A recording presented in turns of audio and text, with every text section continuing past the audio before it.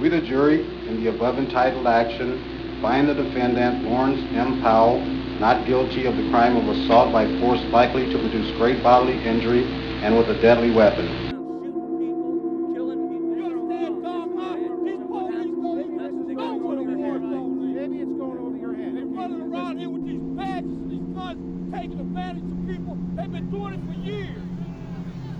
As I get there, there's this guy running behind a car with a rock in his hand, and he's doing one of these, just staring at the car looking at the driver, and he just starts running after this little Honda and just unloads on the back of the car's rear side window. And I just lifted the camera up and started firing from there.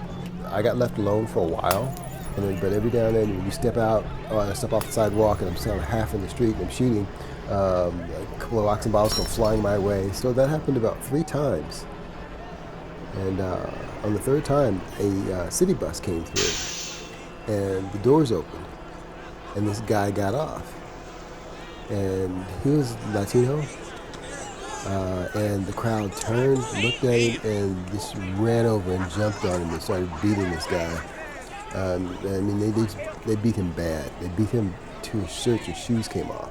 And then some guy comes along and just goes through his pockets. He takes everything he has and just leaves him lying there.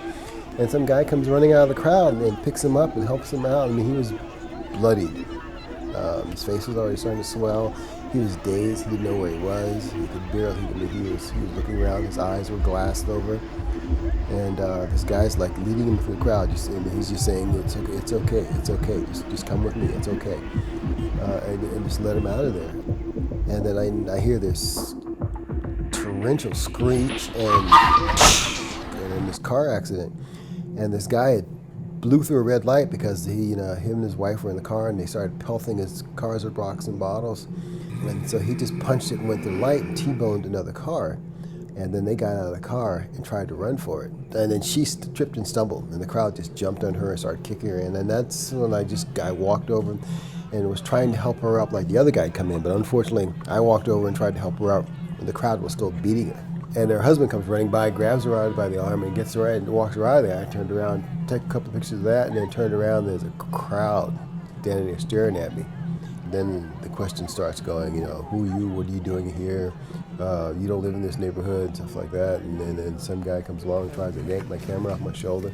So I shove him back, and then some other guy takes a swing at me. I take a swing back at him, and then I hear over in the corner, glass breaking. I look over and they're breaking into Tom's liquor store on the right corner, which ends up being the first building looted in the riot. So the crowd immediately just runs over there. So the fight just ended right then and there. I just stopped it. So I got lucky on that account. And so I go over to the liquor store. So I'm standing at the beginning of the sidewalk and taking pictures of people as they run in and out of the liquor store, looting and just grabbing everything they can grab. And these 2 guys come out carrying a huge case of beer with alcohol, all the alcohol piled on top, and they're walking right at me.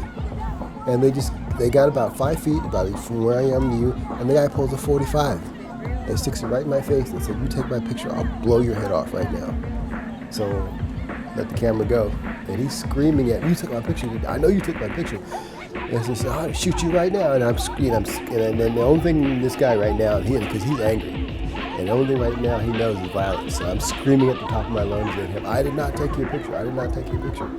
And we're going back and forth like that at each other, and he's still got the gun and he's shaking the thing, his hands on the trigger, and I'm like, "Oh, this guy's just by accident."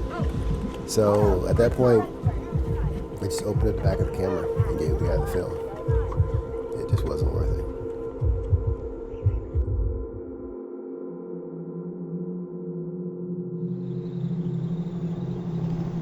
Came back around to the intersection to see what had anything else that they'd cleaned up in the neighborhood. And I hear this preacher yelling, "Will anybody help this man? Will somebody help this man?"